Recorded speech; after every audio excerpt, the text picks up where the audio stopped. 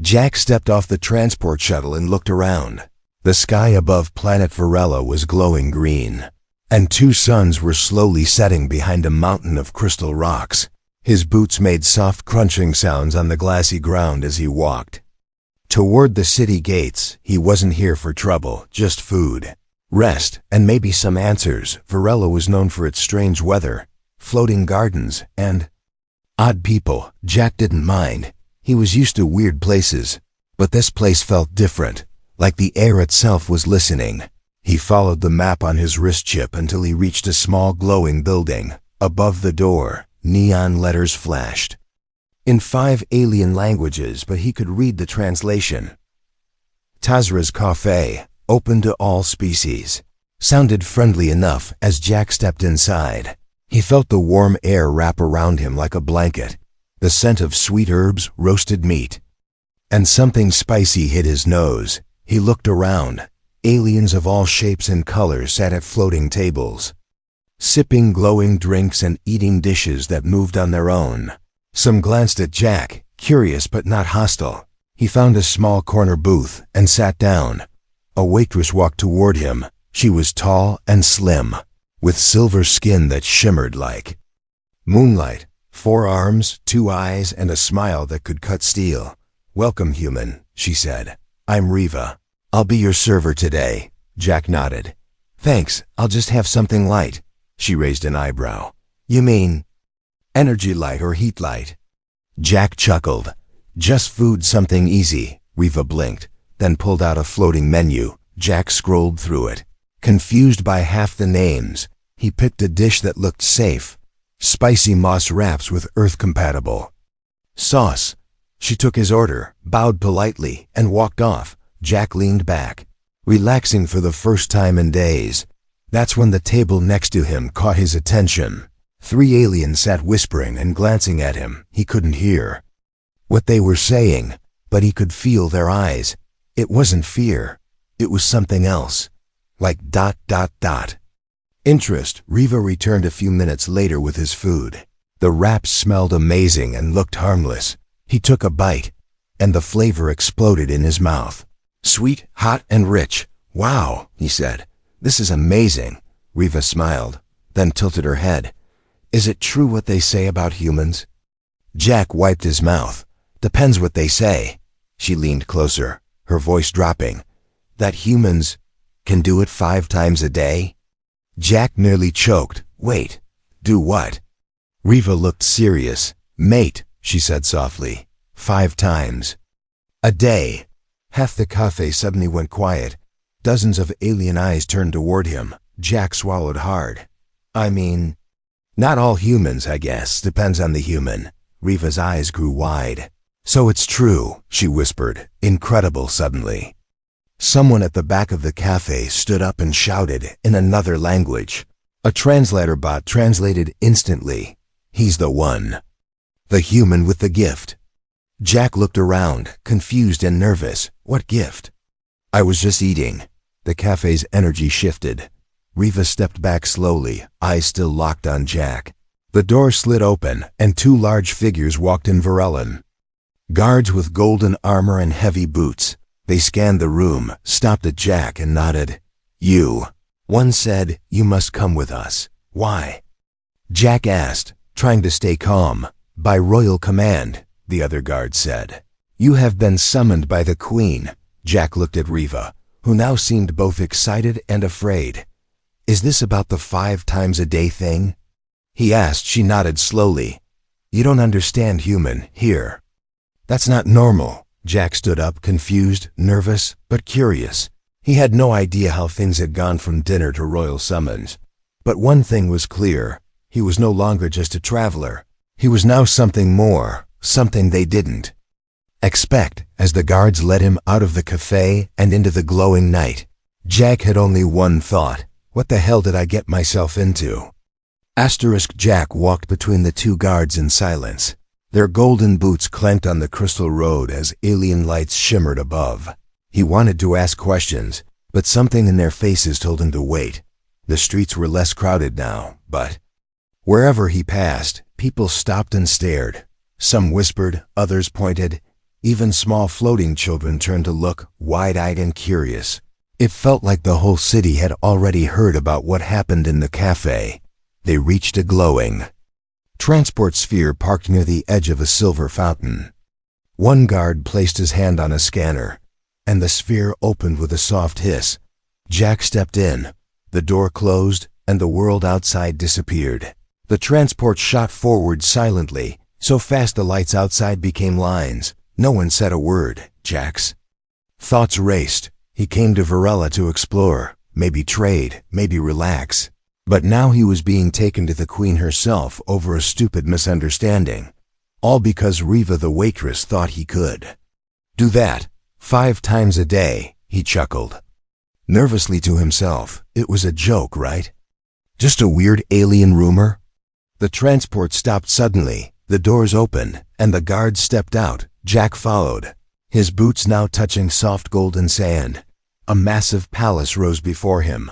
Tall towers made of glass and glowing stone reached into the sky. Plants floated in the air, birds with 6 wings flew in circles, and robotic servants moved silently along the paths. This place didn't feel like a normal palace. It felt alive, watching, listening.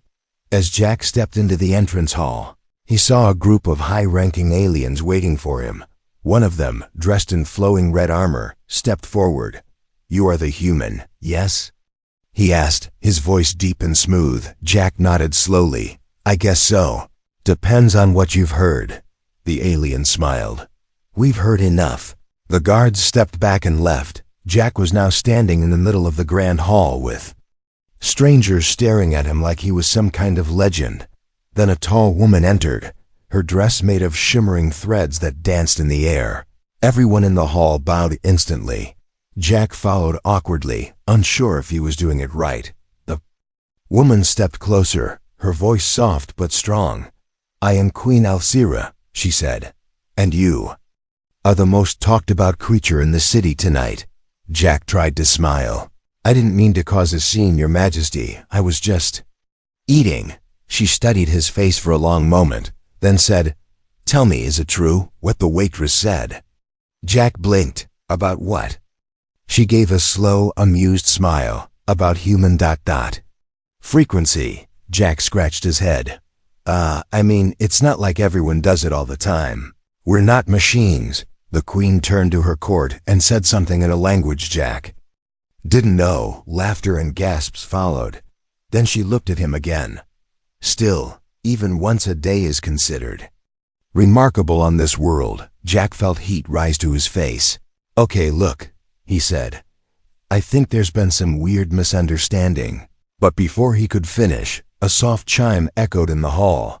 A floating screen appeared above them, showing a map of the galaxy. Small dots lit up in red, green, and blue. One of the Queen's advisors stepped forward. "Reports are coming in from nearby sectors," he said. "Other species have heard about the human." The Queen's eyes narrowed. "Too fast," she whispered. "Too soon." She turned to Jack again, her tone sharper now. "You need to understand something," she said. "You are not just a visitor anymore." Jack took a step back. "What do you mean?" She motioned, and the map zoomed in on the planet. "Some will want to recruit you," she said.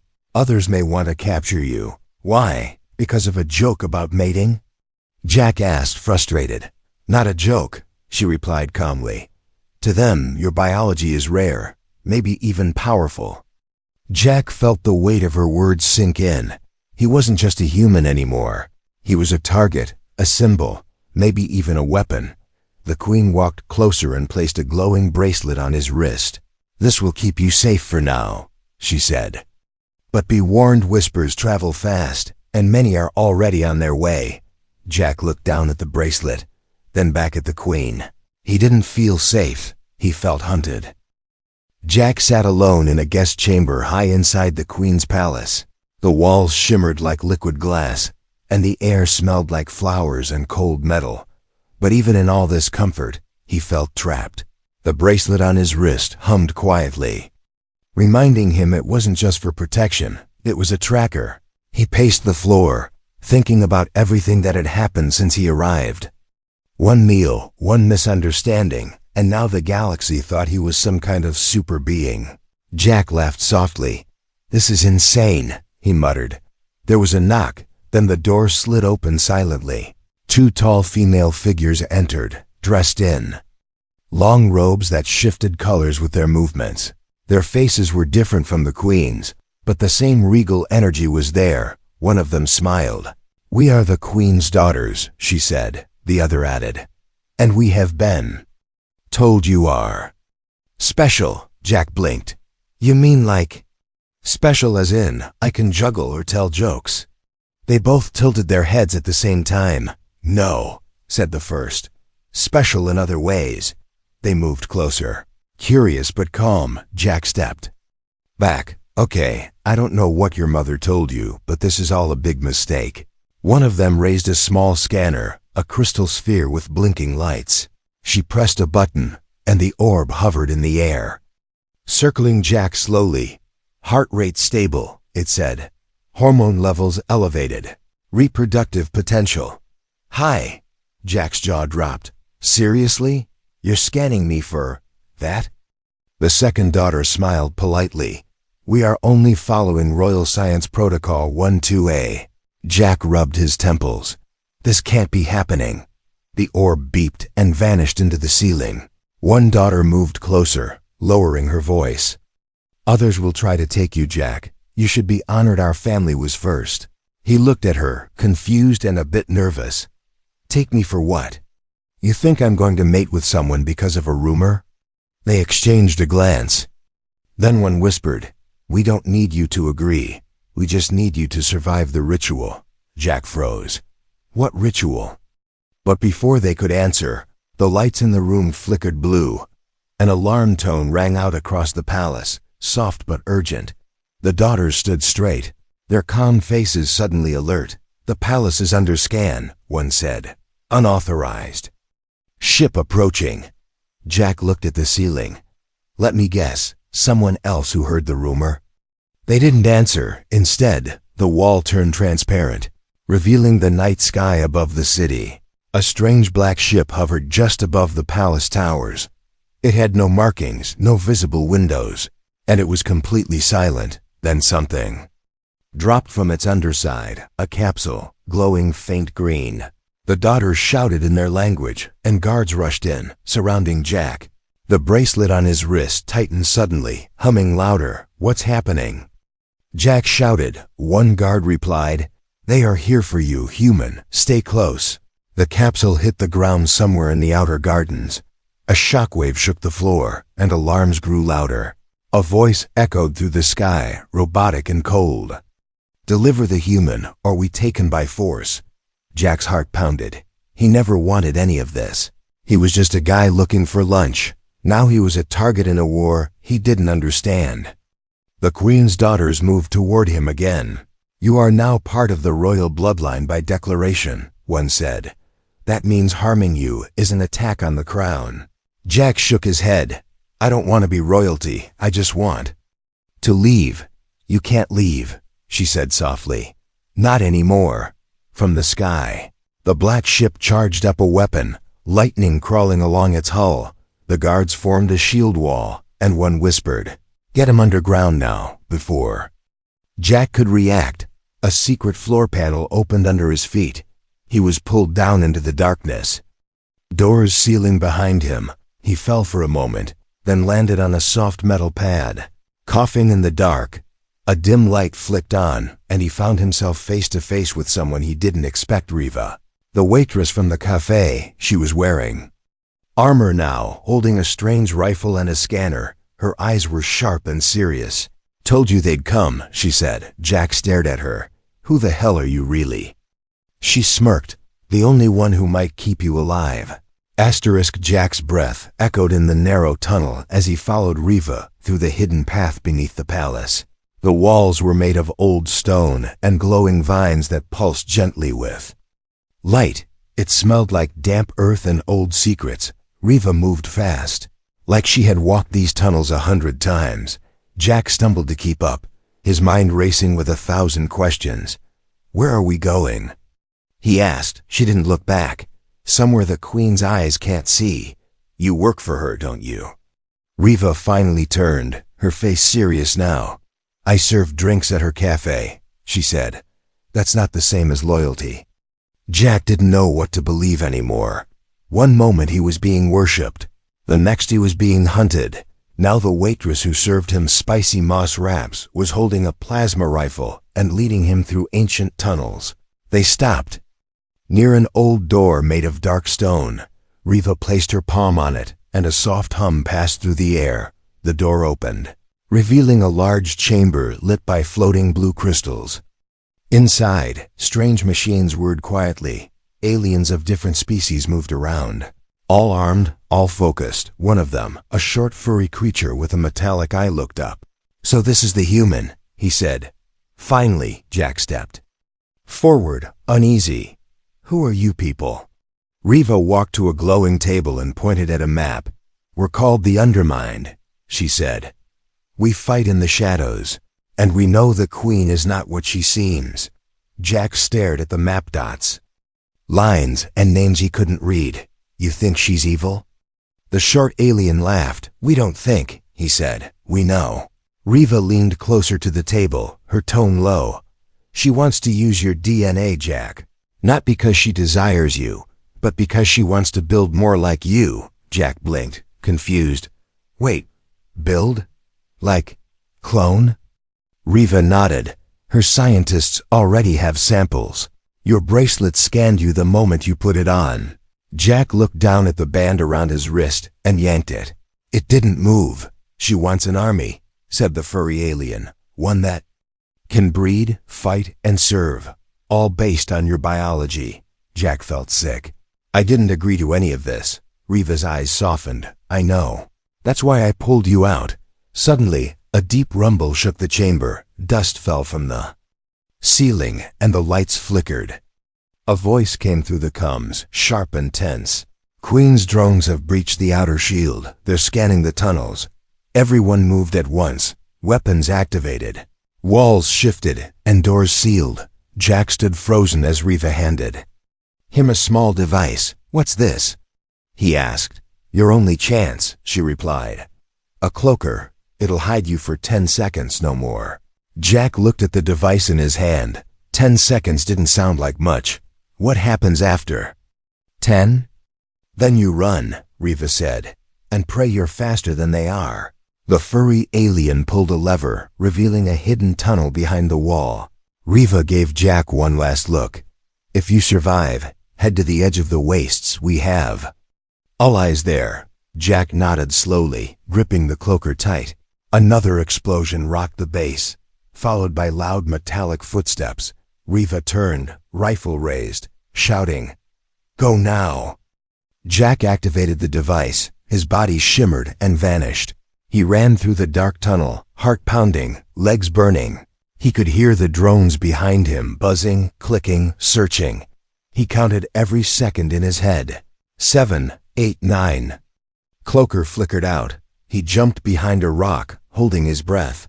A drone passed right over him, its red scanner slicing the air. It paused, then moved on. Jack didn't wait.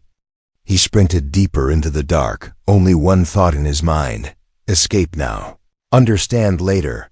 But far above, deep in the palace, the Queen stood before a glowing screen.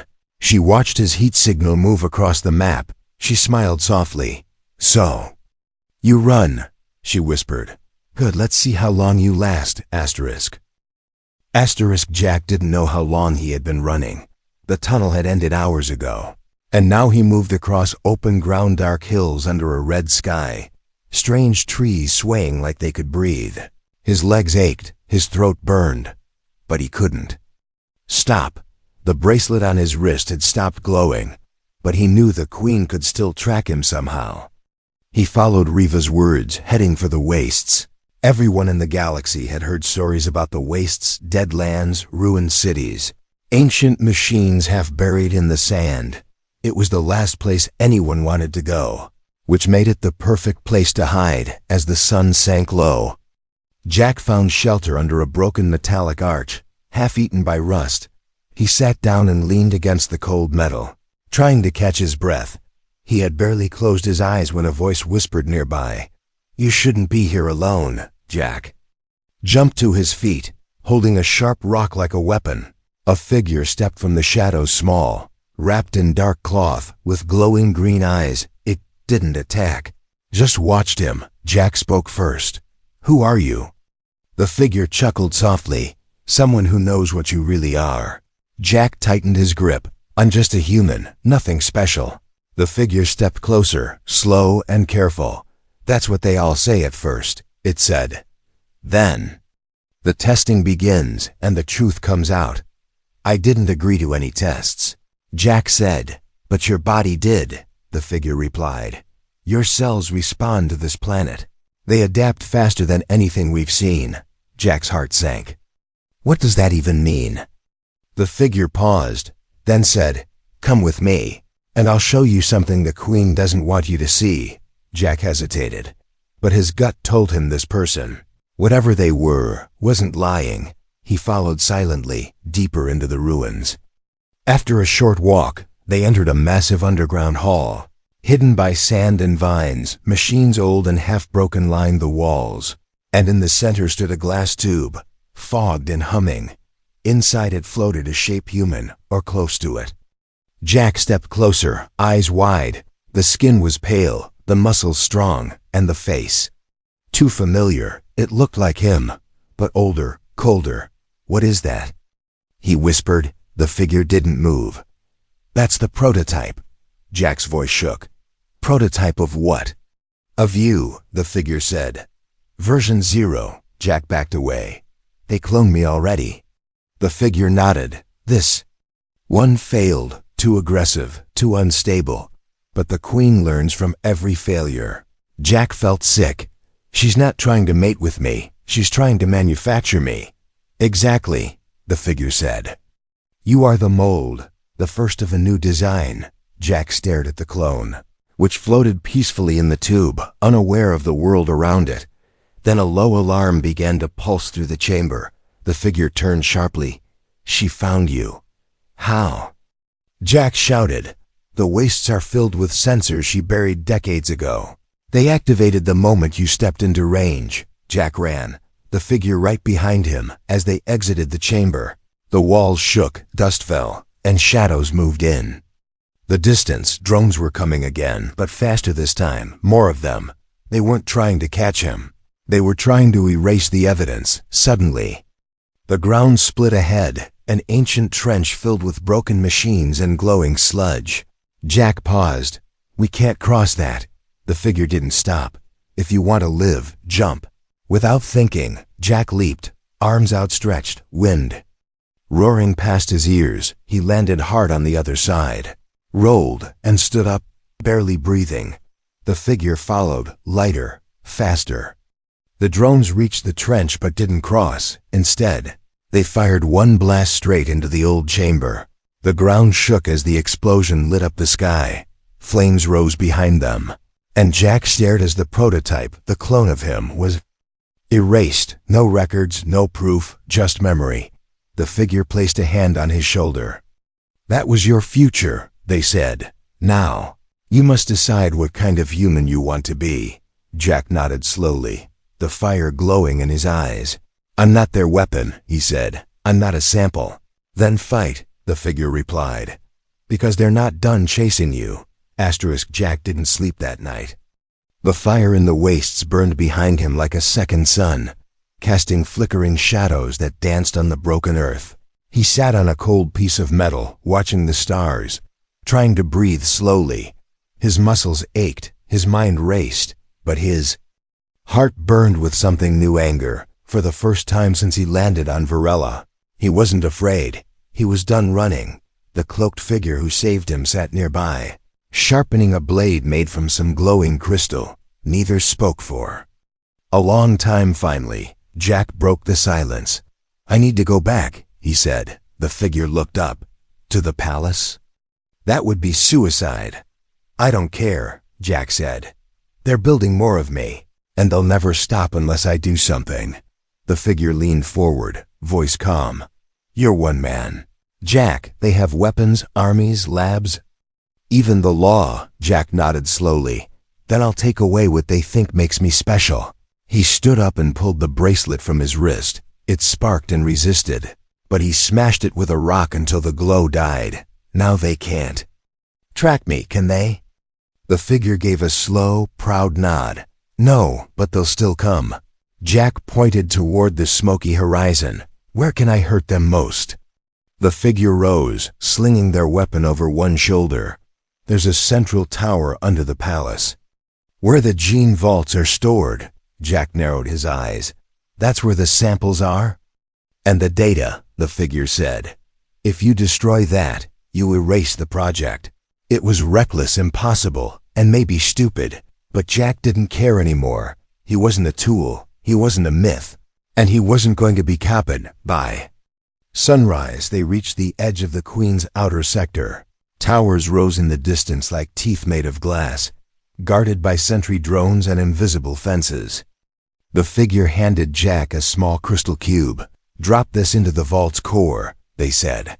It'll burn everything, codes, samples, backups, all of it. Jack held it tightly. What happens if I'm caught? You won't be.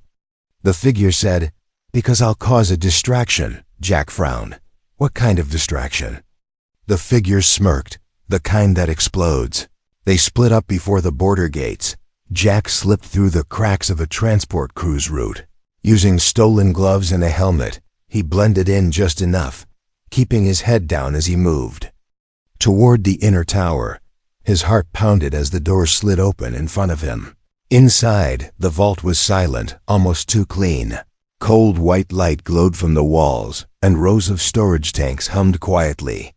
He walked slowly, pretending to be a technician. Each tank was labeled not with names, but with codes and symbols. He passed one marked 8 Specimen Prime and stopped. Inside floated another him, eyes closed, floating like a ghost. Jack whispered to the clone, "You didn't ask for this either." Then he reached the vault's central node, a glowing cylinder surrounded by panels. He pulled out the cube and looked at it one last time. No going back, he said under his breath, and pressed it into the slot. For 3 seconds nothing happened. Then the cube pulsed blue. An alarm screamed through the chamber. The lights flickered, the tanks hissed, and a voice rang out overhead. Security breach in Vault Level 1. Lockdown initiated. Jack ran, dodging sparks and falling debris. Smoke filled the air as tanks shattered one by one. Behind him, the clone's tube cracked, and the face that looked like his faded into steam outside. The explosion from the figure's side shook the ground. Guards scattered, drones flew the wrong direction. And for a brief moment, the Queen's control faltered. Jack reached the surface, coughing, bleeding, but alive. He didn't stop until he was far enough to see the tower collapse behind him.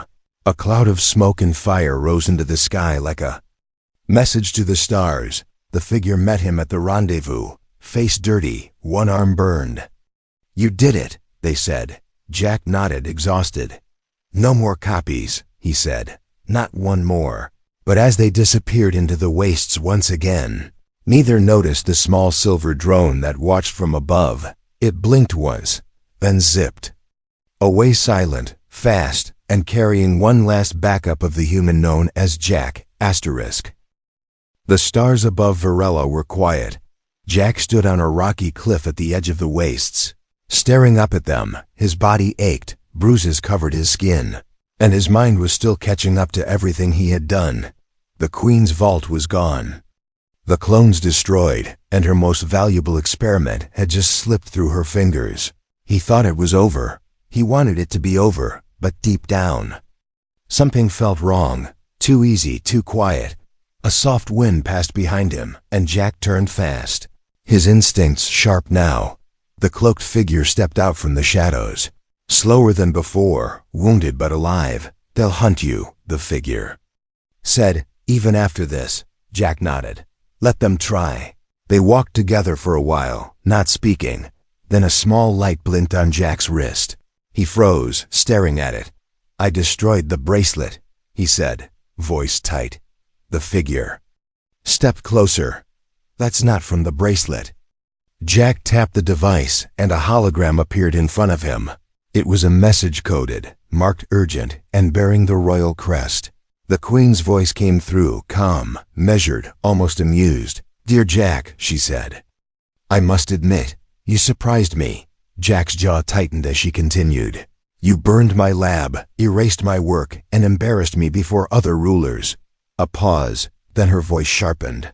"But I learned everything I needed from you, long before the explosion." The figure cursed under their breath. Jack's pulse rose. The Queen's voice returned. "You're not the only human we studied, Jack. Just the most famous one." Jack stared at the message in horror. She wasn't bluffing. She had backups, maybe from Earth, maybe from other colonies. The vault he destroyed wasn't the only one. "But don't worry," the Queen said with a small smile. "You served your purpose, and now you're free to go." "Go where?" Jack whispered, but the message ended. The figure grabbed his shoulder. "We need to leave the planet." Jack shook his head. "No, not this time." He stared at the stars again, his voice steady now. "If she wants to build something from humans, she needs humans to stop her." The figure narrowed their eyes. "You're not thinking of going back to Earth, are you?" Jack nodded slowly. "Earth is where it started. Earth is where it ends." They made contact with an old smuggler who owed the Undermined a favor. By nightfall, Jack was inside a rusty ship, old but still space-worthy. The figure handed him a small case. "What's this?" "A copy of what she made," the figure said. "We stole it before the vault blew up. It's encrypted."